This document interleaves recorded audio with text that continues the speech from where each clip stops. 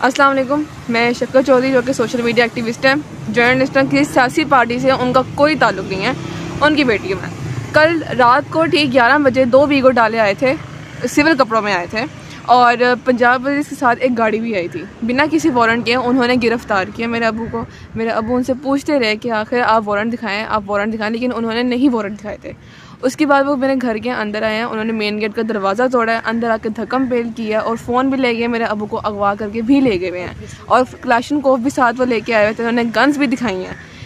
इस वक्त 12 घंटे हो गए हैं, कुछ नहीं पता मेरे अबू इस वक्त किधर हैं। उन्होंने ये कहा था कि वो थाने में होंगे, हम थाने में गए हैं और वहाँ पर उन्होंने कहा कि यहाँ पर नहीं है। उन्होंने कहा आप एप्लीकेशन लिखें। हम एप्लीकेशन हमने लिखी है और 2-3 दफ़ा हमने उनको इंसिस्ट किया कि आप एक्सेप्ट करें, लेकिन उन्होंने कोई एप्लीकेशन हमारी एक्सेप्ट नहीं की है।